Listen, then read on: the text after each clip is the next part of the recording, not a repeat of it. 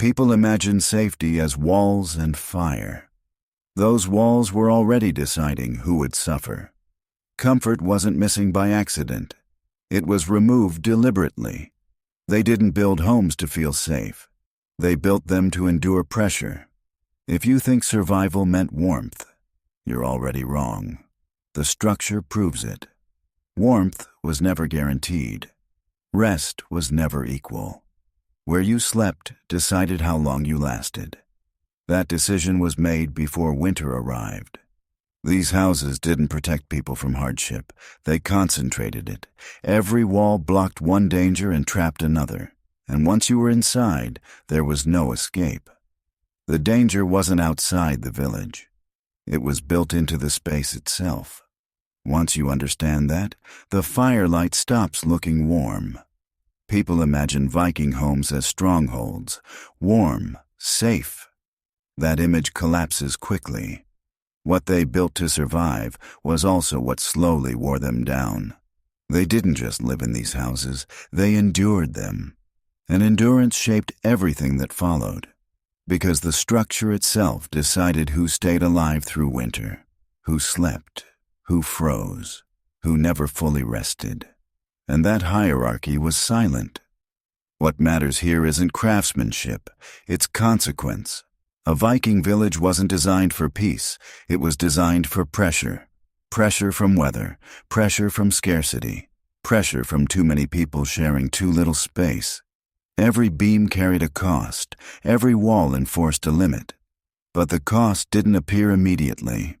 Most people think Viking villages grew naturally. Scattered homes, room to breathe. That belief ignores the first problem they faced. Exposure. The land didn't forgive mistakes. Wind cut through skin. Cold stayed for months. So they lowered themselves into the ground. Not symbolically, physically. The earliest houses were sunk deep. Earth wrapped around the walls. It kept heat in. It also kept danger close. Moisture crept in. Smoke had nowhere to go. And that wasn't the worst part. Because once one house was built this way, the others had to follow. Villages clustered tightly. Not for community, for survival. Shared walls blocked wind. Shared heat slowed freezing. But shared space changes people. You couldn't escape voices, or coughing, or arguments that never cooled. The village wasn't loud. It was constant. That mattered more than comfort. Inside a longhouse, space lied. It looked open. It wasn't. Families slept along the walls. Animals were brought inside during winter. Food hung above smoke and soot. Everything breathed the same air. And the air was heavy. Smoke burned eyes. It coated lungs. Children learned to see through haze before they learned why it was there. But leaving wasn't an option. Outside meant exposure. Inside meant slow damage. So they stayed. This is where the real cost appeared. Because architecture shapes behavior. Crowded houses demanded control. Movement had to be managed. Noise had to be restrained. Privacy didn't exist. Disputes didn't fade. They fermented.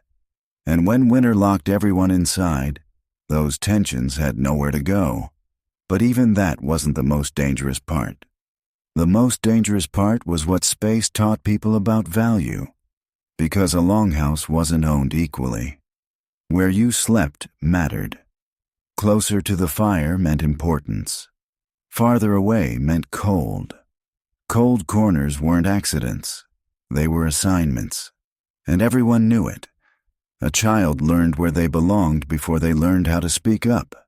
They learned their place by where they slept, and they never forgot it. But this system only worked while the house stood.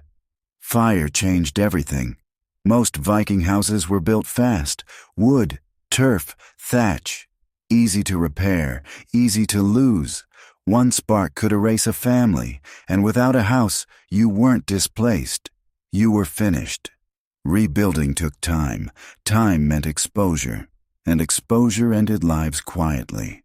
So villages created rules, spacing, paths, fire breaks. But space was limited, which meant someone always lived closer to danger than others. And they knew it. This is where the myth truly collapses. These villages weren't symbols of freedom. They were systems of compromise. Every design choice traded one risk for another. Lower walls meant warmth and dampness. Higher roofs meant smoke escape and heat loss. Nothing was ideal. Everything was tolerable until it wasn't. As villages grew, houses didn't change much. People did. More mouths, same space. Longhouses stretched longer, not wider. More bodies pulled heat from the air. Warmth stopped being guaranteed. That's when animals stopped being guests and became necessity. Cattle, sheep, pigs, their heat mattered. Their waste followed. Floors became layered with straw and filth. Cleanliness wasn't a value. It was a moment. And those moments were rare. Disease didn't announce itself. It settled in. Coughs lasted. Wounds lingered.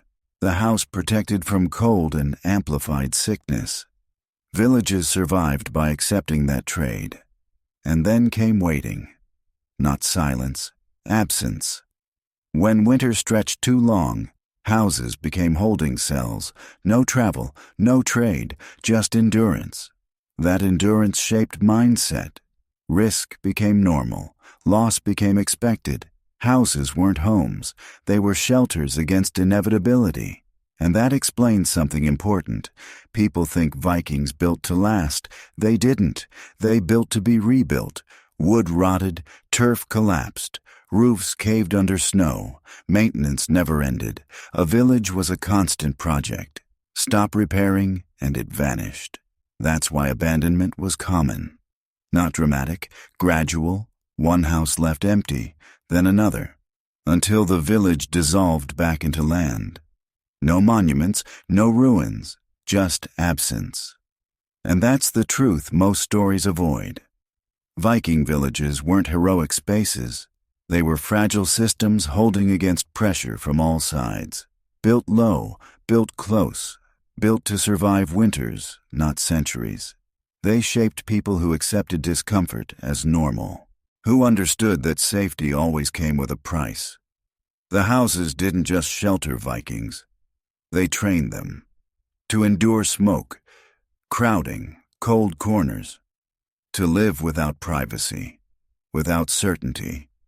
And once you see that, the image changes.